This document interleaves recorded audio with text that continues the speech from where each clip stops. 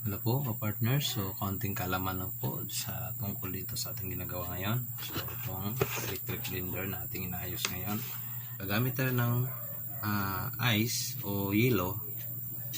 Dapat durog na bago natin isalang dito, dahil ang masisira tulad nito, ang nasisira nito ay yung kanyang bushing ay nakakayod, umuuga siya.